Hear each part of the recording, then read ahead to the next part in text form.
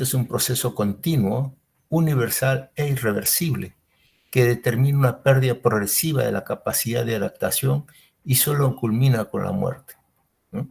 O sea, casi todos los conceptos, como hemos visto hasta ahorita, casi todos, ¿no?, comienzan en la concepción y terminan en la muerte. Parece ser que algo inexorable.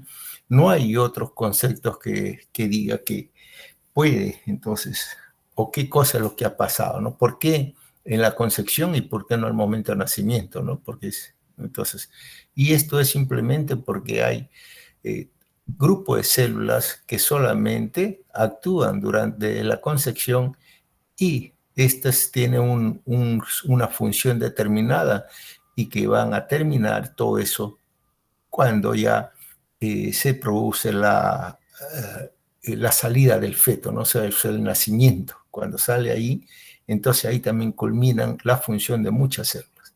Entonces ha habido células, pues, o grupos de células en las cuales tienen una determinada función por determinado tiempo, ¿no? Determinado tiempo ahí ya, y luego continúa otro grupo de células que también tiene determinado tiempo y que esto va a culminar entonces con la muerte.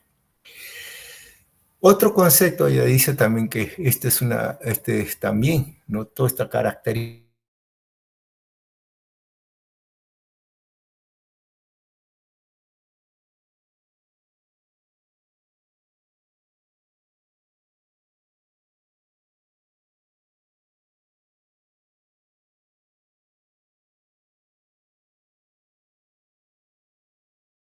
¿no?, de acuerdo a veces a grupos de personas, de acuerdo también a la persona misma, ¿no?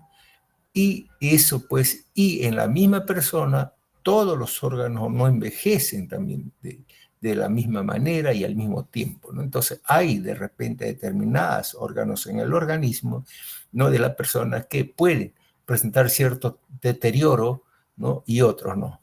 Entonces, con esto podríamos decir nosotros de repente que dos personas que han nacido el mismo día, que han nacido el mismo mes, ¿no?, y que uno envejece de una manera y otro envejece de otra manera. O sea, no es, ¿no?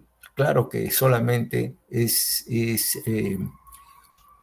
muy parecido que los dos culminan con la muerte. Es deleterio porque lleva una progresiva pérdida de la función. O sea, todo este envejecimiento comienza a perderse. Entonces, poco a poco, toda es una función progresiva de todo el organismo. E intrínseco porque no es debido a factores ambientales modificables. Bien, entonces con eso ya nosotros podemos decir un concepto mucho más ampliado todavía, que es un proceso biológico universal endógeno, intrínseco, deleterio, progresivo e irreversible, que se caracteriza por un deterioro de las capacidades del organismo para adaptarse, tanto en su medio interno como en el ambiente externo, de la detención de nuestro sistema autorregulador y que lleva inevitablemente a la muerte. Entonces, este ya es un concepto mucho más amplio acerca de el envejecimiento, ¿no? Ahora, pues, siempre viene la pregunta también acá, ¿no? ¿Cuándo es que envejecemos o cuándo nos consideran o cuándo no somos considerados personas mayores o cuándo entramos a la vejez? En realidad, aquí todo esto, de acuerdo a la OMS, define como adulto mayor o anciano a toda persona ya mayor de 60 años, ¿no? Mayor, entonces. Y generalmente esto está en relación muchas veces, pues, más que todo con la jubilación en todos los pacientes que trabajan, ¿no? A los 60, 65 años las mujeres y en los hombres a partir de los 70 años, ¿no? Muy bien, y eso pues lo que cataloga a ellos y la OMS lo cataloga como tercera edad, que corresponde entre los 60 y 74 años, o 65 y 74 años de edad. La cuarta edad es 75 a 89 años. Los longevos que vemos ahí de 90 a 99 años y los centenarios. Y los centenarios actualmente, pues entonces son personas que cumplen ya más de 100 años, ¿no? Y que eso no le quepa la menor duda de que ya hay grupos de personas y en determinadas determinadas regiones también estas personas dentro de este grupo centenario. Bien, a veces nosotros catalogar, muchas veces a una persona de anciana es un hecho muy variable, viéndolo de un punto de vista, pues, de quien hace esa anotación, ¿no? Entonces, por eso es que para entender un poco todo esto, se le define unos 4 tipos de edades, ¿no? Entonces, todas estas, por ejemplo, tenemos la edad cronológica. Esta edad cronológica se expresa en edad de años, ¿no? Es la que figura, pues, en el DNI de cada persona. La edad fisiológica está determinada por el grado de deterioro de los órganos, ¿no? Eso es un proceso, pues, es un proceso del envejecimiento fisiológico, ¿no? Entonces, y la edad psicológica, igual también, ¿no? Entonces, esta representa el funcionamiento del individuo en cuanto a su competencia conductual y también en su adaptación, ¿no? Esto representa el funcionamiento, ¿no? Entonces, ahí cómo es que se adapta y cómo es que se desarrolla la persona, ¿no? Desde el punto de vista psicológico, de acuerdo a su edad. Y la edad social establece el desempeño, ¿no? En la sociedad, ¿no? En la que el individuo se desenvuelve. Entonces todo esto, pues, es diferente, todo esto. ¿Y por qué es diferente? Porque muchas veces aquí también podemos catalogar lo que no nos debe mucho interesar a nosotros, la edad cronológica, porque eso solamente es en años, es lo que representa en años, ¿no? Pero en sí, ¿qué cosa es lo que se presenta? ¿Cómo es que funciona? ¿No? La edad fisiológica es lo más biológicamente, ¿no? Está de repente con algún tipo de lesiones, enfermedades o que ha contribuido a unos tipos de patología, ¿no? En alterar esta edad, ¿no? Entonces hay que ver bien, entonces, y vamos a ver poco a poco estos cambios y cómo se van desarrollando, ¿no? Por eso muchas veces cuando nosotros hablamos del envejecimiento, a veces y se menciona, ¿no? Que esto se debe verse desde el punto de vista de dimensiones, ¿no? O sea, una disminución, cambio y desarrollo, ¿no? La disminución muchas veces está en relación con el deterioro en la función de algunos órganos, entonces y eso pues a veces, y muchas veces hay una reducción de la percepción sensorial y de la velocidad de reacción ante los estímulos, ¿no? Y eso lo consideramos muchas veces como una época de cambio, ¿no? Y otras cosas, ¿no? Que estos cambios, cuando llega a esos cambios, hay un cierto tipo de modificación progresiva también en la persona, ¿no? Por eso pueden aparecer las canas, pueden aparecer las arrugas, ¿no? Y cambia, ¿no? La distribución de la grasa. Entonces tenemos ahí, pues, entonces, disminución, el cambio también, ¿no? Y la etapa de desarrollo.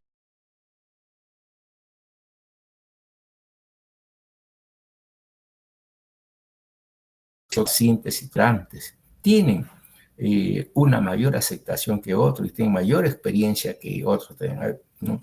Y eso muchas veces uno ve en la persona mayor, ¿no? Que son más calmas, son más pensantes, ¿no? Y por eso se le llama o se le ve o se le tilda. A veces uno trata de pedirle los mejores consejos a los mayores, ¿no? Porque por su experiencia vivida, entonces ellos pueden orientarnos mejor, ¿no? Entonces, de ahí es que uno a veces ve este envejecimiento, estas características de envejecimiento, ¿no? Como una disminución, cambio y desarrollo. Pero también tenemos que tener en cuenta, pues, dentro de esto, unos conceptos relacionados a la etapa del proceso de vital humano también, ¿no? Y que eso está relacionado con el envejecimiento. Y esto a veces se le da cierto tipo de denominaciones también a las personas ancianas, ¿no? Algunos le llaman como a veces la vejez, ¿no? Y se pone porque la vejez es la fase final del proceso del envejecimiento, ¿no? Equivale a vivir muchos años en comparación con otras personas del mismo grupo poblacional, sin límites, excepto la muerte, ¿no? Han sido y son siempre imprecisos y dependientes. Sin embargo, la definición de vejez depende del contexto y del grupo de personas, ¿no? Al que se refiere. Entonces, tenemos que ver eso también. Pues. Tenemos que otro concepto muchas veces que se le define la ancianidad. ¿Y a qué se refiere la ancianidad? ¿No? A veces muchos dicen la etapa que comprende el final de la vida, ¿no? Así es, esa es la referencia. Y a veces esto se caracteriza, esta edad, por una creciente disminución de la fuerza física, lo que a su vez ocasiona una sensible y progresiva baja de la actividad mental. El individuo muchas veces va perdiendo el interés por las cosas de la vida y va viviendo más en función del pasado que evoca, ¿no? Y esto siempre se ve y a veces en forma constante, ¿no? Ya que el presente y el futuro le ofrece en realidad muy pocas perspectivas a estos pacientes, ¿no? A veces llegamos también a la longevidad. La longevidad, entonces, se define como la máxima duración posible de la vida humana, ¿no? Es un concepto aplicable a la especie y hace referencia a la extensión en años de la vida o de la existencia. La longevidad significa larga vida y no se refiere solo a vivir por un largo espacio de tiempo, ¿no? Significa también vivir en buena salud y mantener una buena vida independiente. También tenemos ahí otra cosa que es la discapacidad, que se define como cualquier limitación grave que afecte durante un espacio de tiempo significativo, ¿no? Esto generalmente a veces lo están establecido de acuerdo a instituciones a un año, ¿no? Muchas veces hay personas que sufren determinado tipo de enfermedades, algunas con neoplasias malignas, entonces no controladas, y esto pues las instituciones donde trabajan le dan cierto tipo de tolerancia, ¿no? A veces en un año o en otros 2 años, y luego de ahí, si no hay recuperación, ya lo consideran como una persona discapacitada. Muy bien. Esto es importante tener que algunos otros conceptos también adicionales, ¿no? Por ejemplo, cuando esto se vio en los años del siglo pasado, en los años 50 aproximadamente, ¿no? Entonces se vio en Europa que ya habían grupos de personas en la cual comenzaban a aumentar, ¿no? Y este grupo de personas eran de la tercera edad, sobre los 60 años, 50 años. Antes, pues, muchos antes, no era el envejecimiento, la esperanza de vida, no era tan esperado como ahora, ¿no? Sino que sí se dieron cuenta de que las personas ya comenzaban a vivir y vivían mucho más años. Por eso es que se comenzó ya a solicitar a un grupo de estudiosos, ¿no?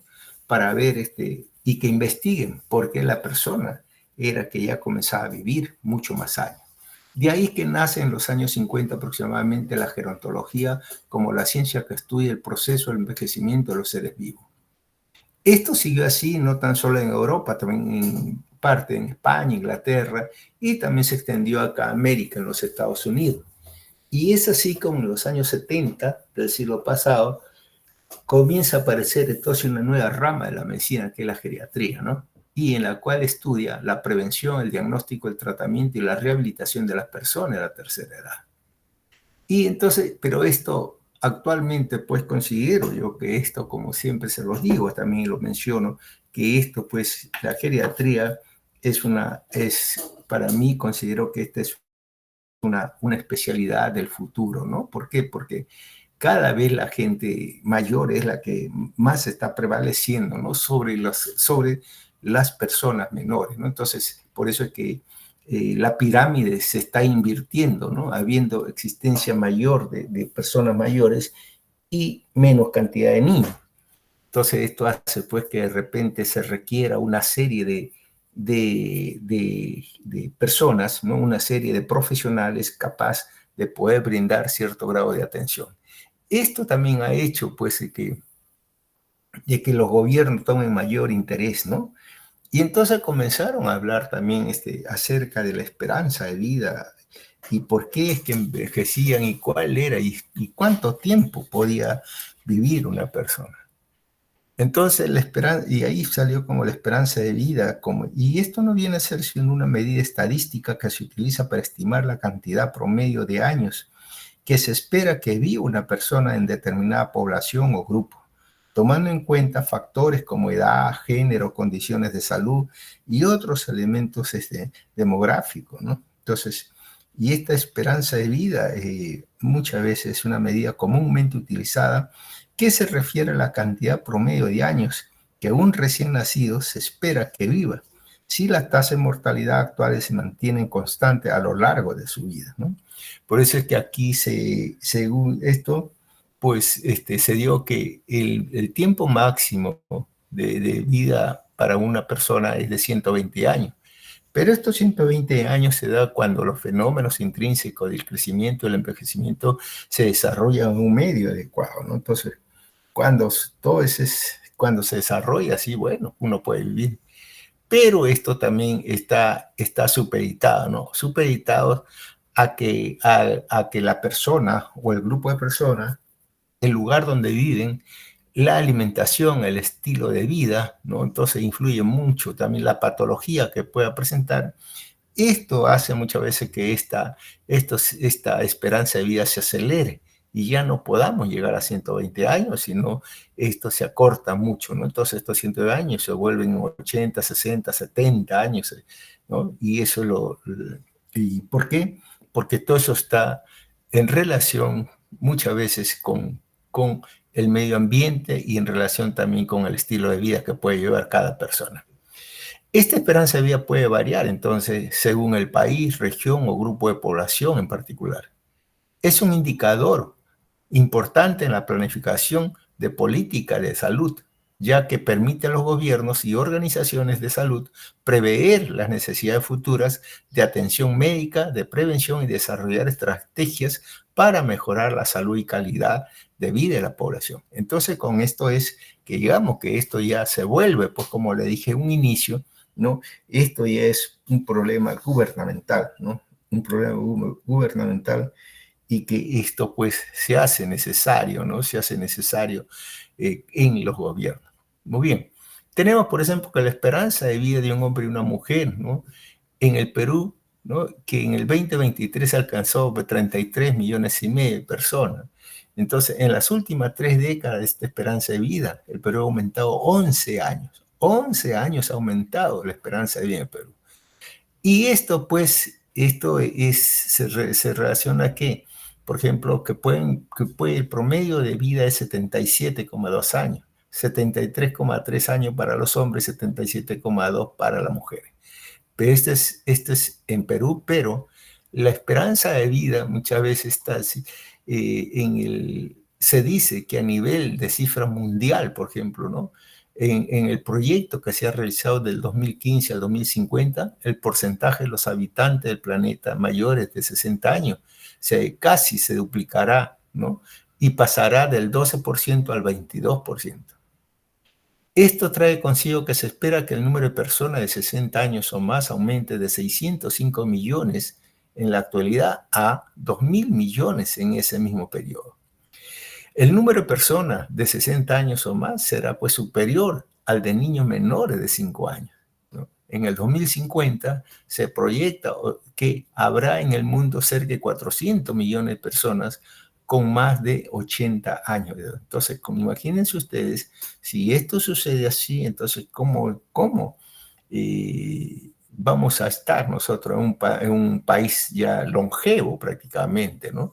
Y esto pues, por ejemplo, y esto no sucede solamente en el mundo, sino también en nuestro Perú, ¿no? En Lima, por ejemplo, la esperanza de vida en Lima es de 77,74%, siendo la más alta del país junto con la provincia constitucional del Callao. ¿Sobre cuánto vive un promedio en las mujeres? 77,2 años, hombres, ¿no? La mujer y los hombres 73,3 años. Ahora, ¿qué región tiene la menor esperanza de vida en el país? También, eso es la región de Huancavelica, ¿no? En la cual la esperanza de vida es de 66 años. Y en las mujeres y en los hombres de 62 años. Esto de acuerdo a las últimas cifras, ¿no? Del Instituto Nacional de Estadística que se basa ahí. Por eso habíamos hablado, porque esto varía, ¿no? El Perú está dividido en una serie de regiones, de pueblos, ¿no? Entonces, y eso pues, todas estas estatus de vida es completamente diferente en cada departamento, ¿no? Y en cada región. Esto es lo que ha hecho y mire lo que está pasando, ¿no? En el Perú. Entonces, cómo eran los años 1950 dentro de la escasa población? Y de acuerdo, miren ustedes ahí, en el pico piramidal, ¿no? Entonces, por eso que decía que hace muchos años atrás era, llegar a los 50 años o 60 años era bastante complejo, ¿no? Entonces, costaba mucho llegar. Aquí, y esto ha ido aumentando poco a poco, y curiosamente, si ustedes ven la parte del ápice piramidal, comienza ampliándose, ¿no? Y, y la parte, pues, donde está la gente joven, comienza a establecerse o a disminuir, una tendencia a disminuir y ampliar. Esto es lo que está sucediendo actualmente, ¿no? Entonces, y esto también trae consigo una serie de consecuencias, ¿no? Una serie de, de ahora, actualmente, pues, ¿por qué viven tanto los hombres o tantas las personas tantos años? Y por qué los niños también. Entonces, el aumento de la proporcionalidad de las personas ancianas sobre la población, ¿a qué se debe? Se debe al aumento de la esperanza de vida. Entonces, y esto está en relación a qué? A que actualmente ahora hay un mejor conocimiento y aceptación por las personas mismas, por sentirse bien, ¿no? Y por vivir más, ¿no? Antes, pues, muchos años atrás, casi ni una persona mayor, como es ahora, iba al médico, ¿no? Y si uno hace los datos estadísticos, ¿no? Y ve en una población a ver cuántas veces iban al médico, entonces casi nunca, ¿no? Solamente iban al final de la vida cuando ellos estaban enfermos y cuando ya no se podía hacer nada, ¿no? Otra cosa que también trae el descenso de la tasa de natalidad y mortalidad infantil, igual, ¿no? Antes, pues también hacemos una comparación que en cada casa, cada hogar, pues, y sobre todo en provincia, ¿no? A veces la población en cada hogar era a veces 4 niños, 6 o 8 hijos o 10 hijos, ¿no? Eso era lo natural antes, ¿no? Actualmente eso ha bajado, ¿no? Actualmente acá mismo en Perú a veces ya cada familia tiene un niño o máximo dos, ¿no? Tres ya dicen que eso es multitud. Y eso sucede también porque en otro país, inclusive por ejemplo en la China, está prohibido, ¿no? Tener más de un hijo. Influencia en los movimientos migratorios también eso trae consigo también que eso influye en forma negativa hacia la esperanza de vida poblacional. Factores ambientales ligados a la cultura y comportamiento social y económico del país. Pero en realidad todo esto es algo que nos debe alegrar, ¿no? El envejecimiento de la población mundial es un indicador muchas veces de la mejora de salud en el mundo, ¿no? Entonces, eh, esto es lo que tenemos que tener en cuenta, ¿no? Que si la persona vive más, entonces también es porque todo está saliendo mejor. Pero aquí tiene que ver mucho el Estado, ¿no? Tiene que ver mucho el Estado. Y esto, pues, para el Estado, lo que tiene que verse es importante preparar a los proveedores de atención sanitaria y a las sociedades para que puedan atender a la necesidad específica de las personas de la tercera edad. Por eso que a veces acá no tenemos todavía en Perú no estamos todavía, no estamos de todo mundo planificar, no tenemos todo eso. Entonces se espera que la población envejezca, sí, el gobierno va a esperar, pero también puede ser necesaria la planificación de los recursos por atender las necesidades de la atención médica de estos ancianos, ¿no? Sin embargo, esta ventaja que nosotros hemos visto va acompañada del desafío sanitario, ¿no? Especialmente para el siglo XXI. Si se espera que la población envejezca, también puede ser necesario planificar, como le dije, todos estos recursos para atender todas las necesidades médicas de estas personas. ¿Y qué significa eso? Significa simplemente es dar calidad a la cantidad, ¿no? Eso es lo que se quiere. Por eso que la preocupación y la programación que tienen que cumplir, ¿no? El ente estatal es en la formación de profesionales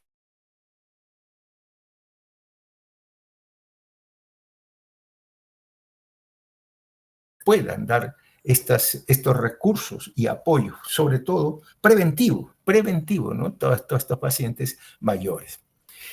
Toda esta esperanza de vida, pues, está en relación, pues, con el envejecimiento, y ahí es donde llevamos nosotros a la senescencia. Entonces, el envejecimiento en realidad es la senescencia, ¿no? O sea, es el envejecimiento de lo que sucede en el organismo, ¿no? Entonces, la senescencia es un conjunto de cambios involutivos que ocurre en las fases finales de la vida, que incluye alteraciones morfológicas, bioquímicas y funcionales y que conducen a la muerte. ¿En respuesta a qué? En respuesta al estrés oxidativo o al daño al material genético, donde las células pierden de forma irreversible la capacidad para dividirse. Esto ya tiene que ver entonces con qué tiene que ver un daño al DNI y tiene también que ver entonces con los telómeros. Y eso es lo que se menciona también, que a lo largo del tiempo, a medida que las células se dividen, los telómeros se acortan cada vez más y alcanzan un punto crítico donde activan una respuesta celular llamada la senescencia o apoptosis, donde las células dejan de dividirse o se mueren, ¿no?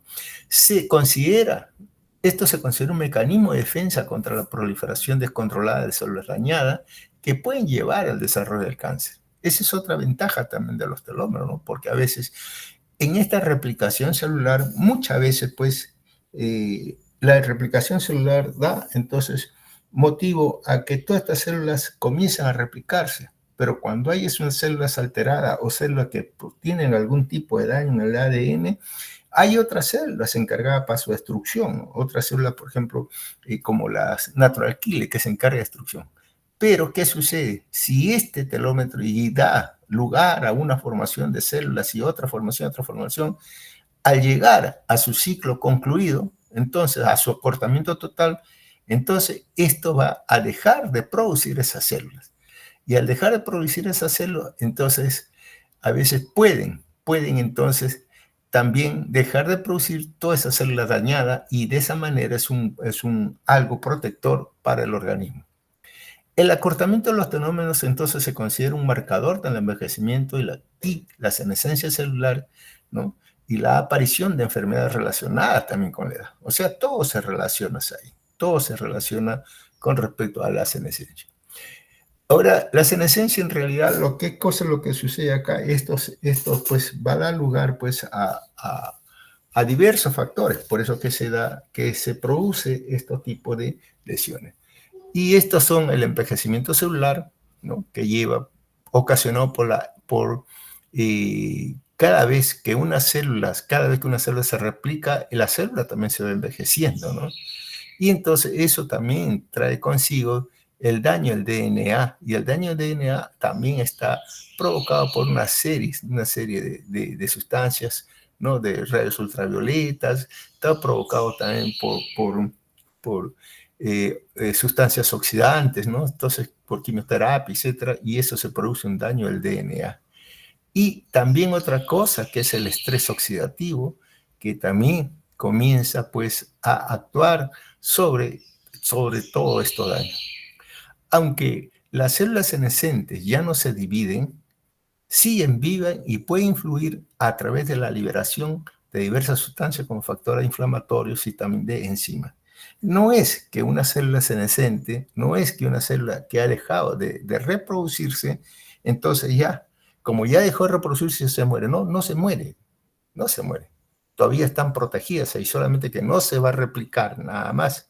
Y eso poco a poco, eso ya comienza a manifestarse los cambios propios de la célula y esos cambios propios del órgano y del organismo y de la persona. Entonces, el problema de la senescencia, entonces, es la incapacidad para sintetizar DNA y para una nueva mitosis.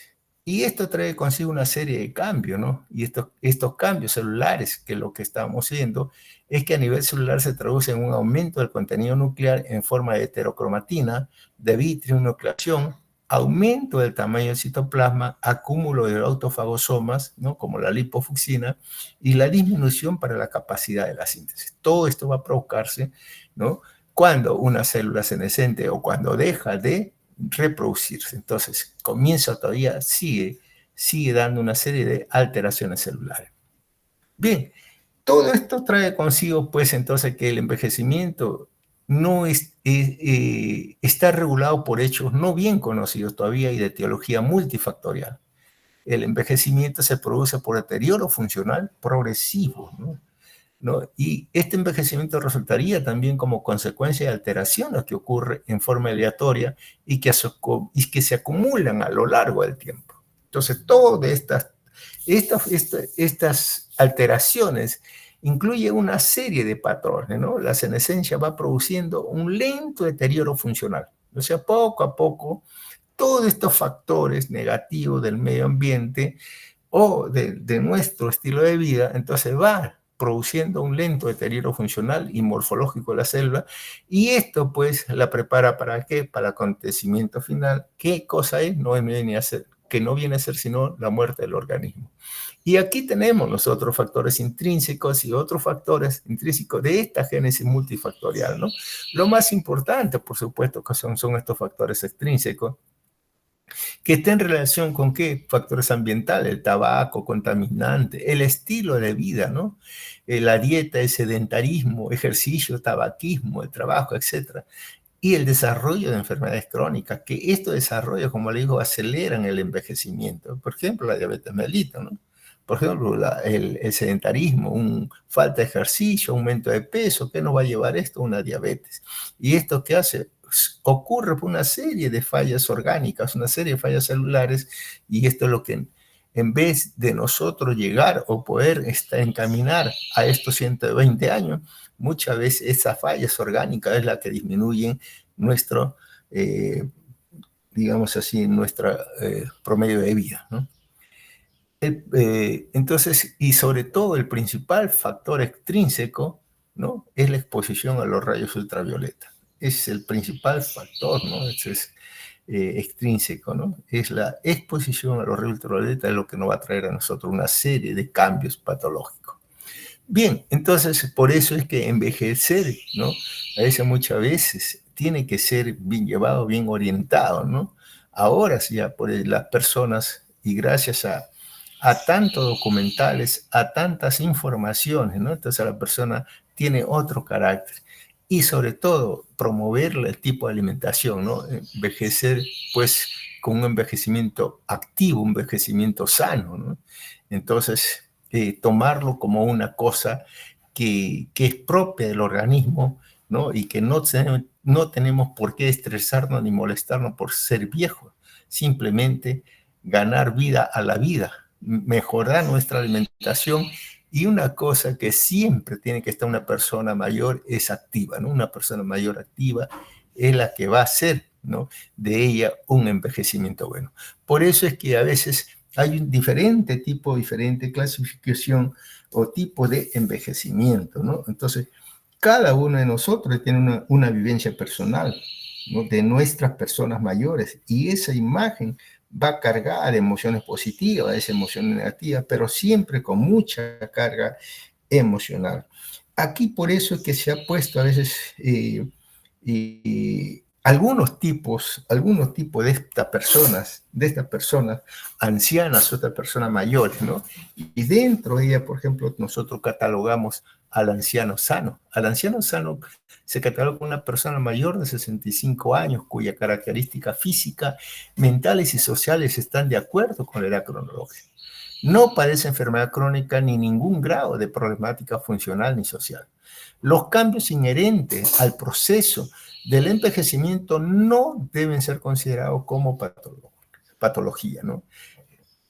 Es capaz de adaptar su funcionamiento a las propias posibilidades de su propio rendimiento, ¿no? Entonces aquí, esto es, ¿cuál es la prevención de esto? Aquí la prevención que se tiene que ver es la promoción, esa prevención y promoción, es el objetivo, ¿no? El objetivo es una prevención y promoción de salud. Por eso todos estos grupos de personas actualmente, estos grupos, entonces hay que darle, hay que la prevención, o sea, no ir al médico cuando ya están enfermos, sino ir al médico cuando a sus controles periódicos, a sus controles, ¿no? Programados, entonces para tratar de detectar cualquier tipo de patología que pueda entonces llevarnos pues a una estabilidad, ¿no? Estabilidad sana, emocional y psicológica dentro del grupo y no llegar a otro tipo, ¿no? de envejecimiento. El envejecimiento, entonces, en líneas generales, en la vejez se produce a veces muchos cambios, por eso y cambios son cambios fisiológicos los que se van a dar, que uno no tiene por qué sentir ningún tipo de temor en estos cambios. Los principales cambios que nosotros vamos a ver y que normalmente va a ocurrir, así nosotros nos dediquemos a todo, siempre nuestro organismo va a estar limitado porque se va desgastando todo. Entonces hay una disminución del volumen y del peso de los órganos y los tejidos. Distrofia del tejido conectivo. Hay reducción del contenido hídrico de los tejidos. Retraso en la diferenciación y en el crecimiento celular. Disminución de la elasticidad de los tejidos. Acumulación de los pigmentos, de lípidos y de calcio. Reducción de la capacidad de la homeostasis interna, ¿no? O sea, tenemos que todos estos cambios, es normal, todos estos cambios son fisiológicos, todos estos cambios, ¿por qué? Porque durante nuestro envejecimiento, pues no tenemos la misma capacidad, la misma fuerza, no tenemos, las células también van disminuyendo en número, ¿no? Y entonces eso hace pues que haya unos cambios fisiológicos que no tienen por qué traducirse estos en cambios patológicos. Pero sí, por ejemplo, tenemos otro tipo de envejecimiento que es el anciano frágil, ¿no? El anciano frágil, a veces hablamos de una persona que padece varias enfermedades agudas y que ya presenta de repente características de dependencia parcial. El control de sus actividades diarias ya no son suyas, le supera la dependencia de sus cuidadores para tareas que antes podían realizar por sí mismos, ¿no? Entonces, esto pues entonces comienza a ser, y dentro de la característica de todo esto, tenemos nosotros la patología crónica invalidante, por ejemplo, ¿no? Haber dado de estar confinado en su domicilio, vivir solo, padecer una situación de pobreza, carecer de apoyo familiar cercano o enviudar recientemente, tener alguna enfermedad en fase terminal. Entonces, ¿cuál es o el objetivo con estos pacientes frágiles o de riesgo, ¿no? Con toda esta característica? Entonces, el objetivo siempre estos pacientes tienen que tener programas de atención al anciano y visitas domiciliarias, colaboración con equipo también de valoración. Por eso es que ahora cuando se presenta uno de estos tipos, ya hay programas en determinadas instituciones, ¿no? Y hospitales. Entonces, eso consiste en, por ejemplo, en Seguridad Social, el PADOMI, ¿no? El programa de atención domiciliaria. Entonces, donde ya no es necesario que el paciente, pues, a veces 60, 70, 80 años, esté haciendo su cola desde las 4 de la mañana, 3 de la mañana. ¿Para qué? Para llegar a la ventanilla y le digan que no hay cita, ¿no? No, ahora se pide ya, todo esto ya está programado. Entra un programa especial y ahí solamente salen de llamar por teléfono y ya lo programan. Y lo programan y el médico y el asistente van al domicilio a pasar, ¿no? A las visitas correspondientes, sobre todo cuando se trata más todavía de un anciano frágil o un anciano de riesgo. ¿Por qué? Porque estas personas presentan pues una alta probabilidad de ser cada vez más dependientes, ¿no? Entonces hay que evitar esta posibilidad, ¿no? Y traerlo pues a un anciano, que salga de todos estos problemas, entonces que se vuelva un anciano sano. El anciano geriátrico, bueno, el anciano geriátrico nos referimos a una persona dependiente para la actividad básica de la vida diaria, ¿no? Entonces un anciano, entonces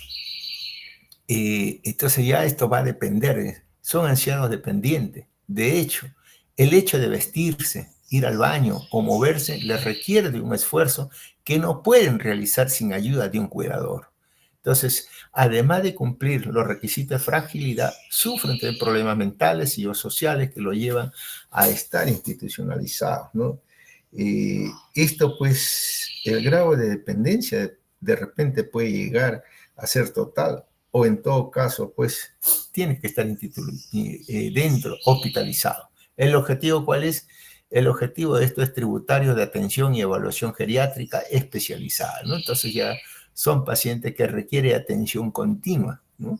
Y que no pueden ya valerse por sí mismas, siempre tienen que tener o son dependientes de un cuidador. El anciano enfermo, bueno, esto no viene a ser sino persona mayor de 65 años que presenta alguna afección aguda o crónica en diferentes grados de gravedad. En función de dicha enfermedad se hará pues la adecuación de su vida, sus limitaciones funcionales y su cuidado. Si remite volverá a ser un anciano sano, o si empeora o se complica pasaría a ser un anciano frágil. Esto, por ejemplo, en relación de repente una persona que ha estado muy bien, que se desempeñaba muy bien, sufre una caída o un accidente o una fractura, entonces ya se convierte en un anciano enfermo, ¿no? Pero este anciano enfermo, si, bueno, si tiene, es bien cuidado y tiene una resolución positiva a esta enfermedad, entonces puede pasar nuevamente a anciano sano, porque se va a valer por sí mismo. Pero si no, y si queda ya con algún tipo de patología o de secuela, ya pasaría a ser un anciano frágil. El objetivo de esto es asistencial, rehabilitador y preventivo, ¿no? Todos estos pacientes tienen que tener, ¿no?, ya este tipo de control por el grupo asistencial, ¿no?, médico asistencial. Entonces tienen que estar pendientes de qué tipo de enfermo estamos para poder actuar de esta manera. Muy bien, entonces con eso ya son los diferentes tipos que tenemos nosotros de estas ancianos.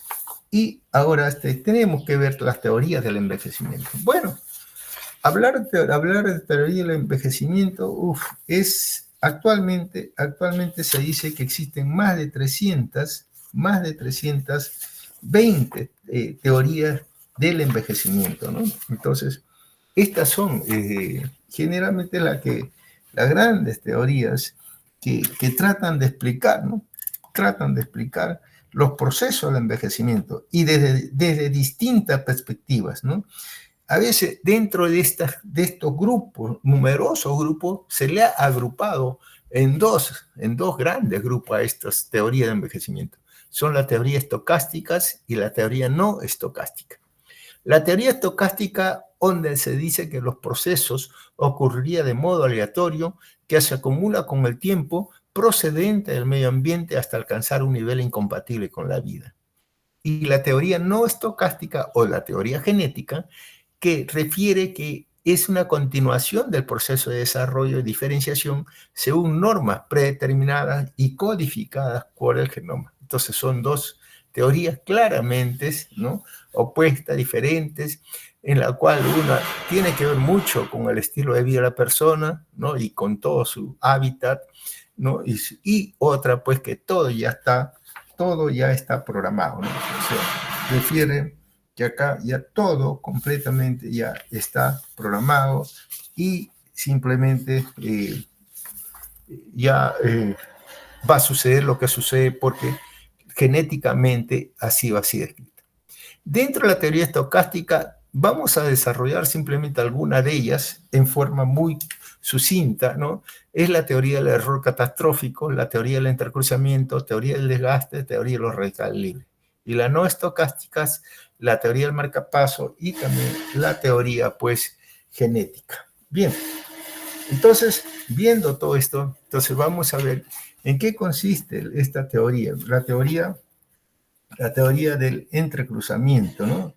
A veces mucho la teoría del error catastrófico, ¿no? Entonces, esta teoría del error catastrófico, esta fue presentada por Orgel en 1973 y modificada mismo por él mismo en 1970. Entonces, esta teoría fue formulada entonces en ese año. ¿Y qué cosa es lo que dice? Dice que el tiempo produciría la acumulación de errores en la síntesis de proteínas y ADN. Si alguna de dichas proteínas anómalas llega a formar parte de la maquinaria que sintetiza las proteínas, provocará más errores en la sucesiva generación y así una tras otra.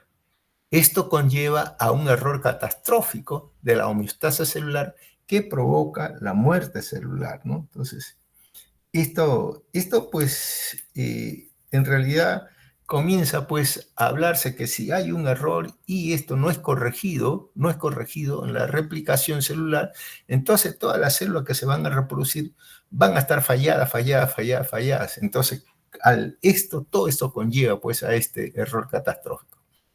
Durante la senescencia, se dice, aparecen formas anómalas de algunas proteínas, pero no parece que surjan de errores de la biosíntesis de la proteína, sino que se trata de modificaciones postsintéticas y por ello esta teoría no es del todo clara, ¿no? Entonces, como le digo, pues a veces hay, entonces, esto no es tan cierto, ¿no? Entonces, y esto es lo que muchas veces es lo que nosotros decimos que no se puede descartar ningún tipo de teoría, no se puede descartar, sino que también hay que aceptarla simplemente porque pueden dar lugar a algunas de ellas, algunas verdades, pero no son convincentes con todas.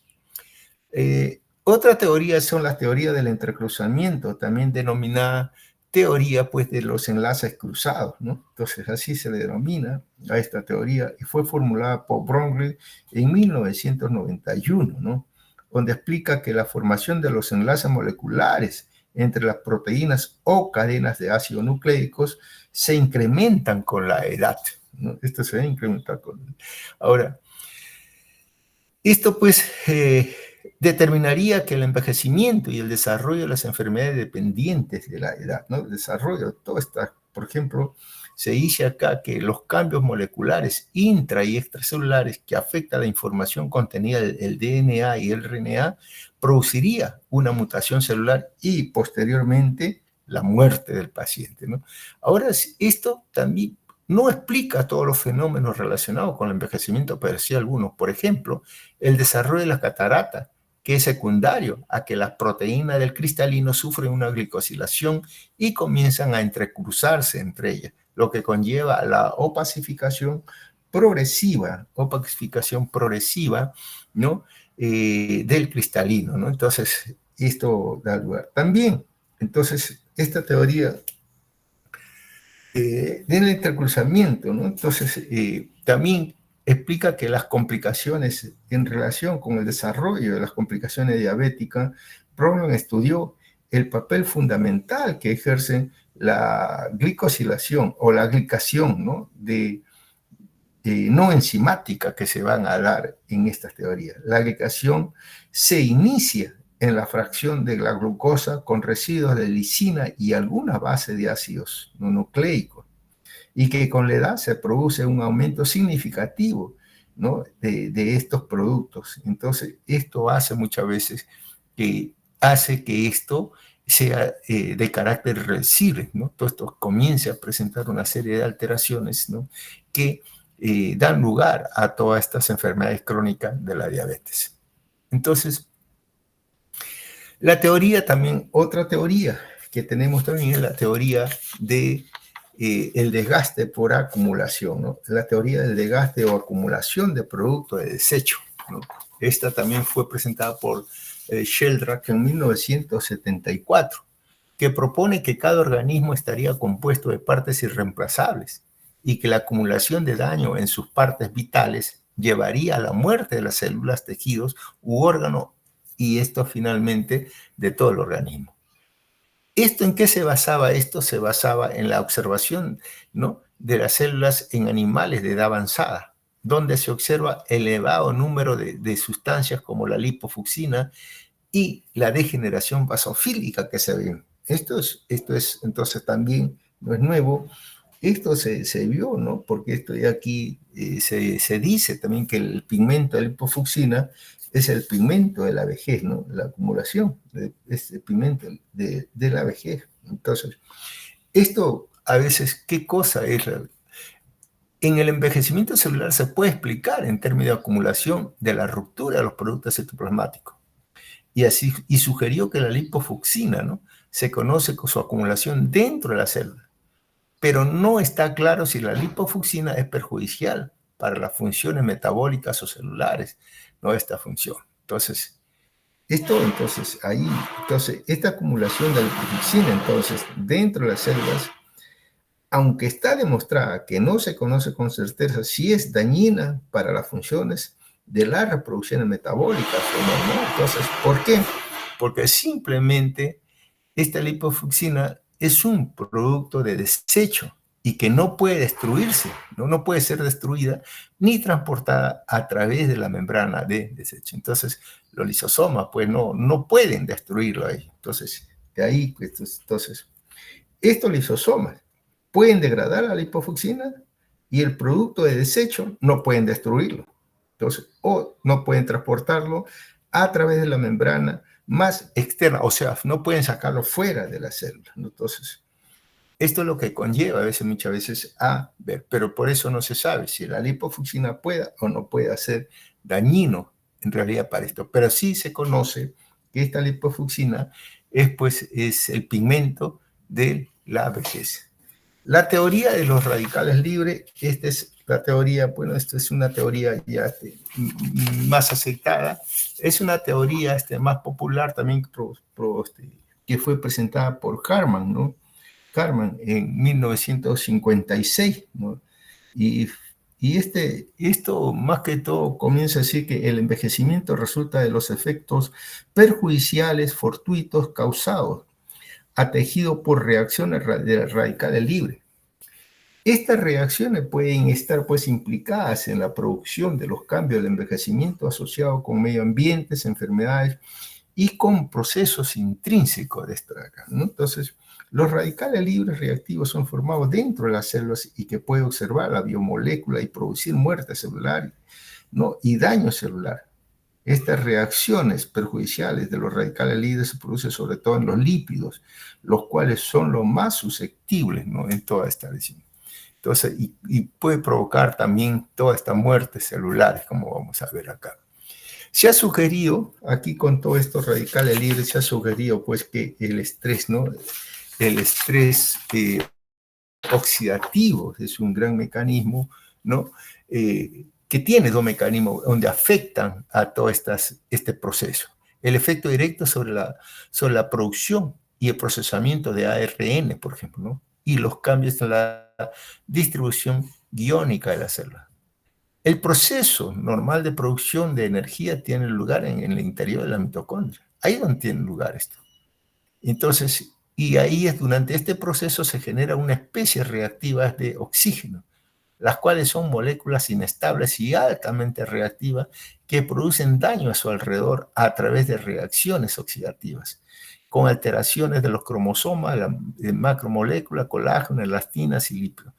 Estas sustancias reactivas, esto se produce, ¿por qué? ¿Y cuál es el causante de esto? Simplemente es nuestro tipo de vida que estamos llevando, ¿no? Entonces, trata el organismo de defenderse, pero a veces no es suficiente, ¿no? Para contrarrestar los efectos dañinos de los radicales libres, el organismo entonces cuenta con sistema antioxidante que neutraliza y elimina estos compuestos. Sin embargo, con el envejecimiento, la producción de las radicales libres puede superar la capacidad de antioxidante del organismo y lo que conlleva a un mayor daño oxidativo y a un aumento del envejecimiento. Entonces, entonces a veces, muchas veces, pues entonces es insuficiente. Claro que, y esto pues está condicionado también, ¿no?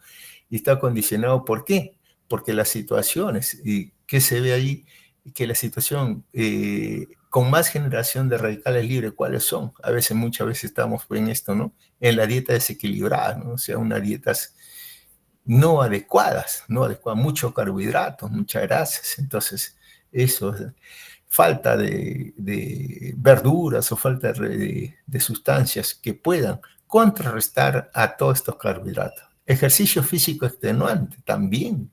No es bueno hacer, está bien, es bueno el ejercicio, pero el exceso también es dañino, ¿no? El exceso produce también estos eros que se va a producir.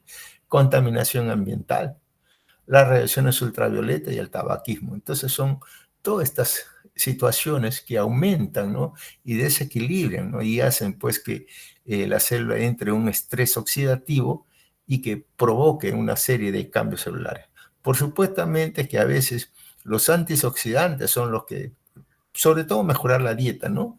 Mejorar la dieta, a determinada edad ya desaparecer las carnes rojas y mejorar más cantidad de verduras, que las verduras son gran componente que tienen de antioxidante, ¿no? Entonces, eso es lo que tenemos que mejorar un poco para tratar de poder superar toda esta cambios que se puedan ver, ¿no? Y no llegar pues al estrés oxidativo que pueda provocar una serie de cambios y muerte y alteraciones celulares. Dentro de la teoría no estocástica, entonces propone que el envejecimiento sería la continuación del proceso de desarrollo y diferenciación dentro de una secuencia de eventos codificados por el genoma. Entonces, estas son otras teorías también en la cual pueden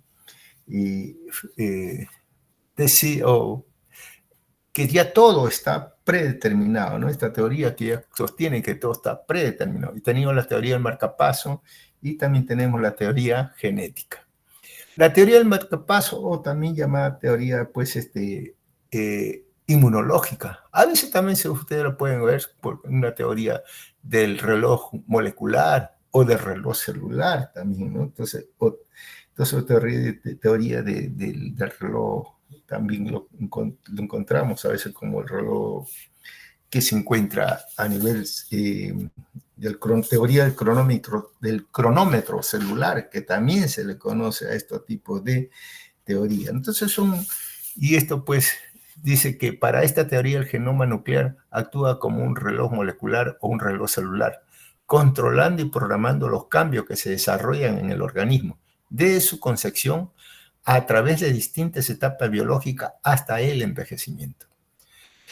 Surge un deterioro inmunitario como resultado de este proceso que conduce a una aparición de un mayor número de procesos de autoinmunidad. Entonces, y eso pues hace que ya llevemos a esta teoría, ¿no?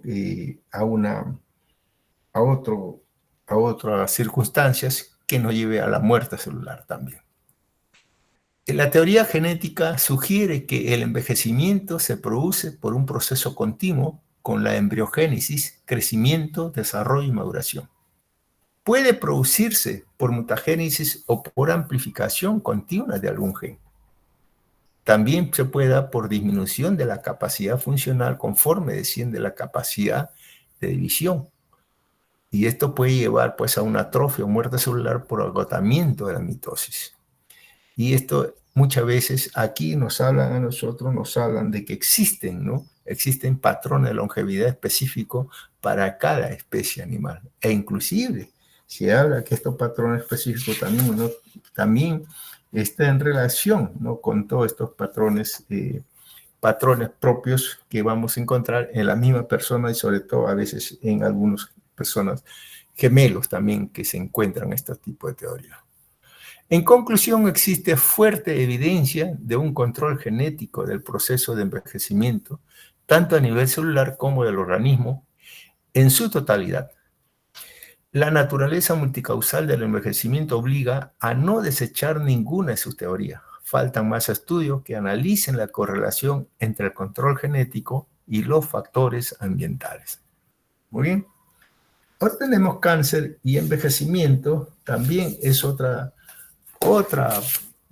patología, otro capítulo en la cual lo vamos a tocar porque ustedes ya lo han hecho, han desarrollado este tema, pues, en su seminario, ¿no? El cáncer y envejecimiento está estrechamente relacionado. El riesgo de desarrollar cáncer aumenta con la edad y muchas personas diagnosticadas con cáncer son mayores. Hay factores, sí, hay factores que están asociados, ¿no? Por ejemplo, se dice que el 60% de los tumores y el 65% de la mortalidad ocurre en personas mayores de 65 años, ¿verdad? El cáncer y el envejecimiento están estrechamente relacionados y esto pues influye ciertamente en la vida. Hay factores que están asociados, sí. Por ejemplo, la acumulación de mutaciones genéticas, ¿no? Son factores asociados a toda esta lesión, ¿no? A lo largo del tiempo. Disminución de la eficiencia de los mecanismos de reparación, del DNA. Y esto con el envejecimiento, la eficiencia de los mecanismos de reparación del ADN puede disminuir, y esto permite que las mutaciones en el material genético persistan y se acumulen, ¿no?, más fácilmente. También hay cambios, ¿no?, en el microentorno celular, ¿no? El envejecimiento puede afectar el entorno celular, incluyendo el sistema inmunológico. Un sistema inmunológico menos eficiente puede tener dificultades para detectar y eliminar las células cancerosas emergentes, ¿no? Por eso es importante esto. Factores del estilo de vida y exposiciones ambientales a lo largo del tiempo. Igual, a medida que envejecemos, es probable que hayamos estado expuestos a diferentes factores ambientales y de estilo de vida que podrían aumentar el riesgo de cáncer. Estos factores pueden incluir la exposición al sol, la dieta, el tabaquismo, etc. Entonces, toda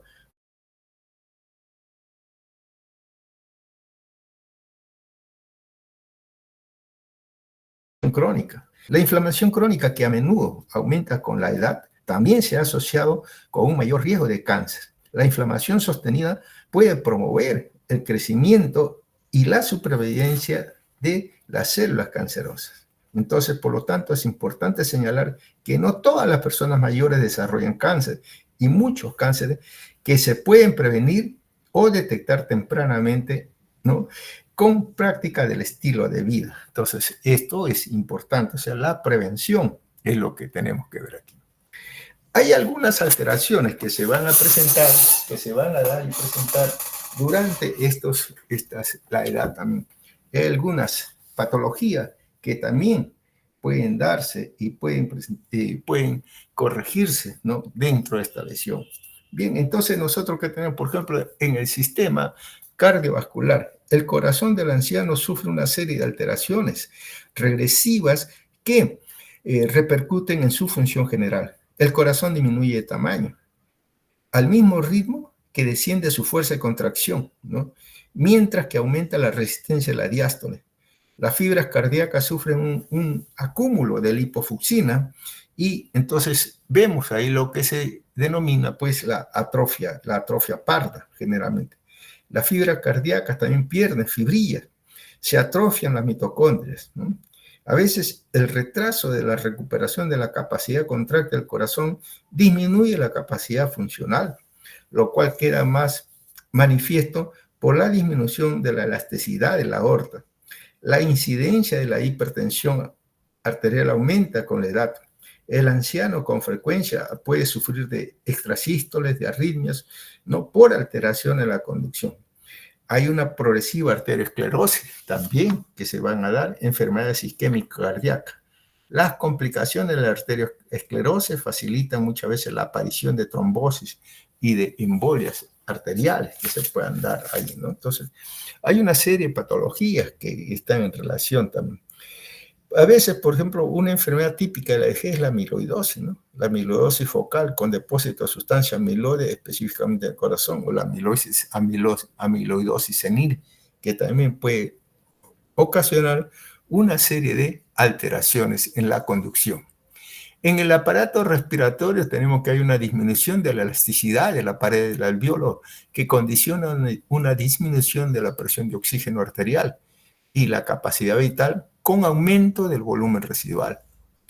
El EPOC, por bronquitis crónica, enfisema, asma o bronquiectasia, fibrosis pulmonar también se ven.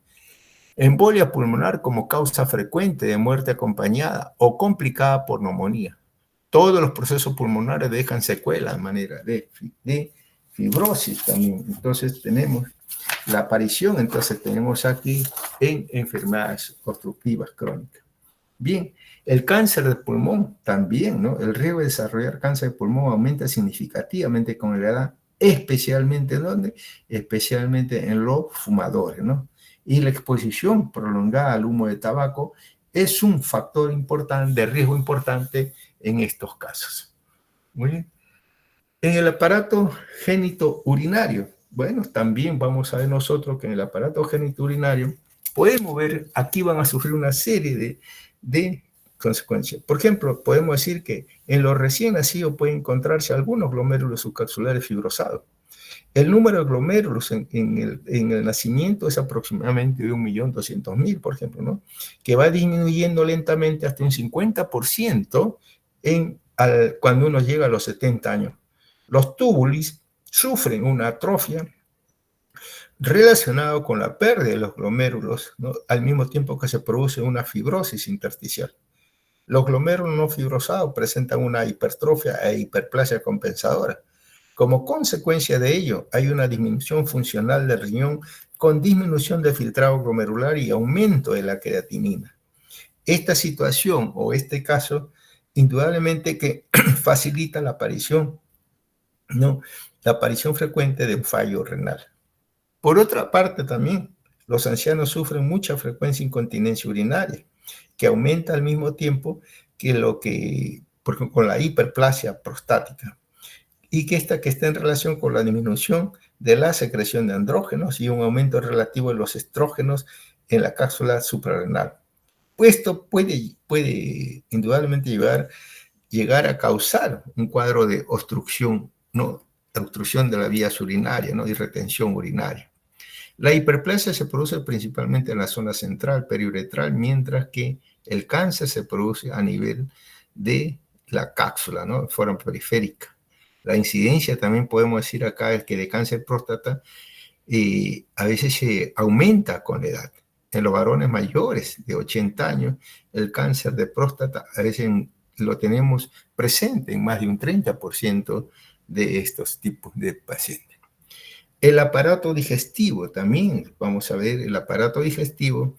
En el envejecimiento se producen las alteraciones en los sentidos del gusto por atrofia de las papilas linguales y del olfato, lo que disminuye el apetito, la disminución de la secreción de múltiples glándulas de secreción exocrina, como la glándula, por ejemplo, salivales o el páncreas, enlentece la digestión. La disminución del ácido clorhídrico impide una correcta absorción de hierro en el intestino delgado y causa pues una anemia ferropénica de diversa intensidad. Mientras que la disminución de enzima digestiva puede producir también una situación de mala absorción probablemente. Muchas veces hablamos que la capacidad funcional del epitelio de la mucosa intestinal es muy grande, ¿no? Debiendo producirse una capacidad funcional que para que haya alteraciones, a veces puede haber una falla en un 10 o 20%. La mayoría de las alteraciones del aparato digestivo, ¿no? En los viejos deriva por los cambios mesenquimales que se puede ver en estos pacientes. A nivel, por ejemplo, del esófago, a veces puede haber cierto tipo de alteración en el esófago, y eso pues en el esófago a veces hay el presbiesófago, ¿no? Término que se describe para una disfunción esofágica atribuible también con la edad. En el estómago puede aparecer también la gastritis, ¿no? Puede aparecer la gastritis crónica, úlceras gástricas también, que con la edad. A nivel del intestino también, ¿no? A nivel del intestino también podemos nosotros mencionar, ¿no? Y a veces los vólvulos que pueden aparecer también, ¿no? Entonces, o también que puede aparecer no tan solo eso, sino también las lesiones elevadas a nivel de colon distal, ¿no? Entonces, la enfermedad diverticular o diverticulitis, ¿no?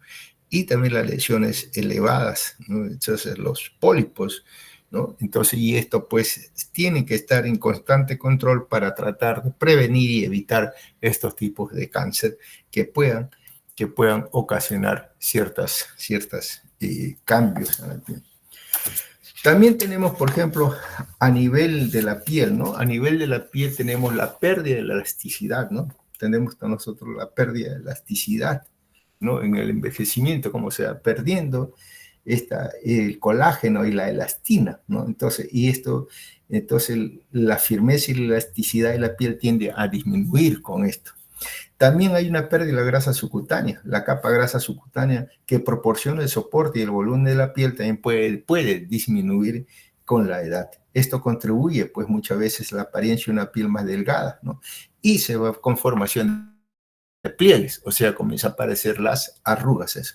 Cambios en la pigmentación, también se puede dar, la producción de melanina puede disminuir, lo que resulta en una pérdida de pigmentación y la aparición de unas manchas, ¿no?, que pueden aparecer en las manos, en cuellos y con la edad. También pueden surgir problemas como la queratosis actínica o problemas también con el léntigo senil, que son muy frecuentes en estos niños. La disminución de la capacidad de la reparación, igual también, o sea, la capacidad de la piel para repararse, ¿no?, así misma disminuye con la edad, lo que puede llevar a una curación mucho más lenta de las heridas. Ya no hay esa rapidez con que podría hacerse la reparación de este tipo cuando había lesión a nivel de la piel. Igualmente también aparición de la y la telangiectasia, ¿no? Estos pueden volverse mucho más evidente con el envejecimiento. En cuanto al sistema endocrino, bueno, también tenemos que en el aparato, en el sistema endocrino, entonces tenemos ahí, ¿qué cosa? Una disminución. Tenemos una disminución en la producción de hormonas. También podemos ver eso. Con el envejecimiento, la producción de algunas hormonas endocrinas pueden disminuir, por ejemplo, en la mujer en la menopausia conlleva una disminución del estrógeno, ¿no?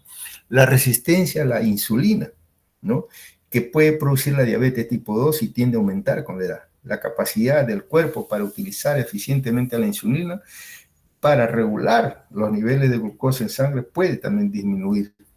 A veces puede haber cambio en la glándula tiroides. La función tiroidea puede cambiar con la edad. Y algunas personas mayores pueden experimentar hipotiroidismo, o sea, una disminución de la función tiroidea que puede darse a ese nivel. A veces también, ¿qué otra cosa podemos encontrar nosotros? A veces aumento del riesgo de la osteoporosis también, ¿no?, por la disminución hormonal del estrógeno o la testosterona, que puede producir esto un riesgo de osteoporosis, ¿no? Bien. Entonces tenemos pues algunos cambios que pueden darse a este nivel. A nivel del aparato locomotor, ¿qué puede pasar a nivel del aparato locomotor? A nivel del aparato locomotor también suele suceder una serie de alteraciones, ¿no? Por ejemplo, lo primero que nosotros vamos a ver en el aparato locomotor es la pérdida, es la pérdida de la masa muscular y la fuerza. A veces la sarcopenia, ¿no?, es la pérdida de la masa muscular asociada al envejecimiento.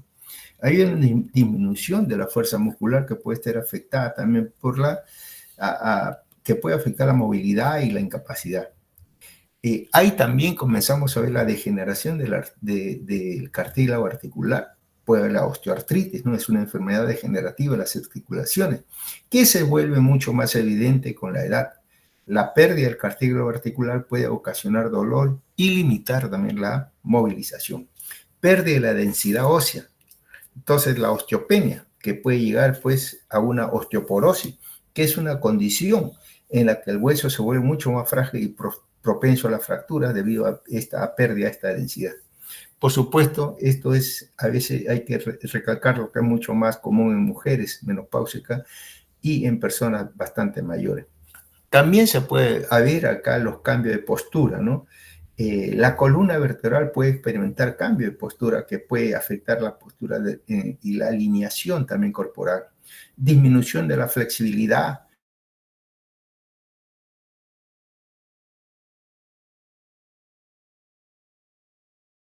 ¿No? Afectando su flexibilidad y su amplitud del movimiento.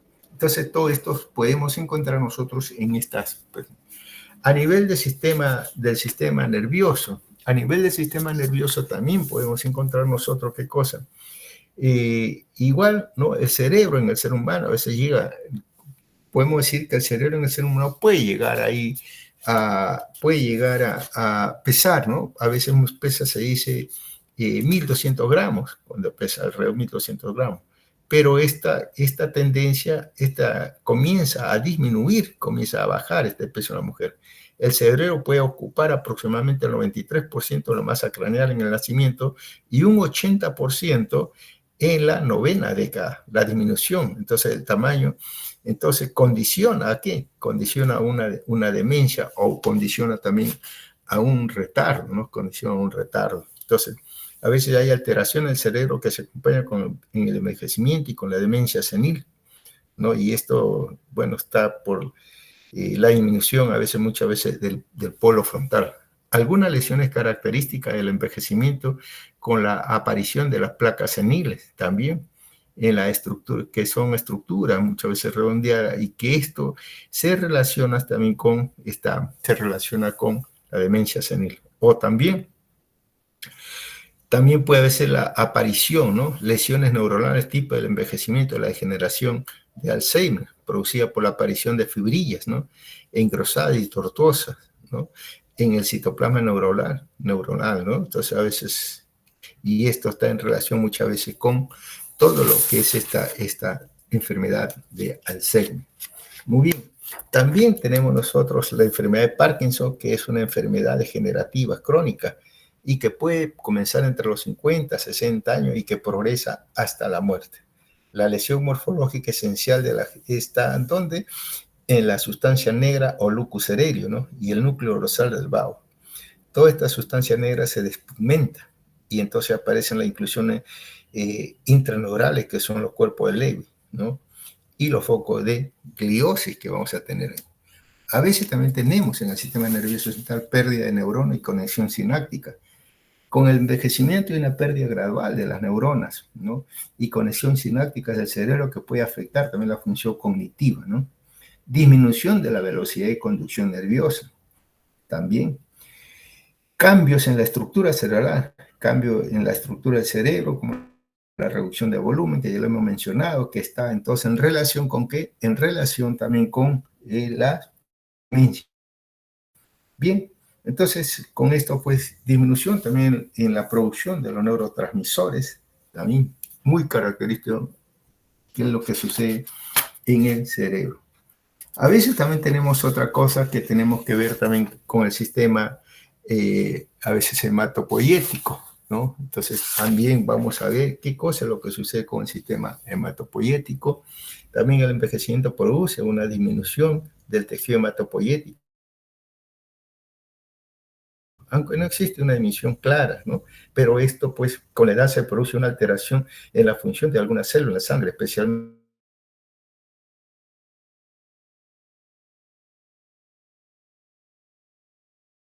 también del citoesquelético celular.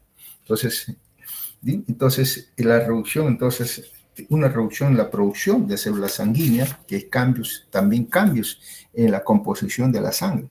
Puede observar cambios. Entonces, como un aumento del número de glóbulos rojos y una disminución de la producción de plaquetas, se puede ver también. Mayor riesgo a las enfermedades hematológicas, ¿no? Esto que está asociado, pues, también como a las leucemias y al mieloma múltiple. Disminución de la reserva hematopoyética, ¿no? O sea, la capacidad de la médula ósea para responder rápidamente a la demanda del cuerpo disminuye también con la edad. Entonces, una serie de alteraciones que pueden darse en este tipo de personas. A nivel del sistema ocular tenemos la pérdida de la elasticidad del cristalino, ¿no? Entonces tenemos la presbicia, ¿no?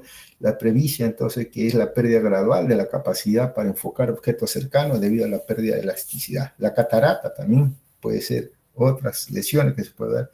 Disminución de la producción de lágrimas también se puede dar, ¿no? Es lo que nosotros conocemos como el ojo seco. Y aumento de riesgo de las enfermedades oculares, ¿no? También como el glaucoma, degeneración macular, también aumenta con la edad. En la práctica, lo que realmente importa es la edad funcional de la persona y no su edad cronológica. Es esta la que va a indicar su capacidad de autosuficiencia para las actividades del diario vivir. Muy bien. Entonces, como le hemos dicho, pues entonces eso es lo más importante, ¿no? Lo más importante es cómo es funcionalmente, cómo es que uno se desarrolla y se desempeña. Y la cronología puede dejarse de lado a este lado, ¿no?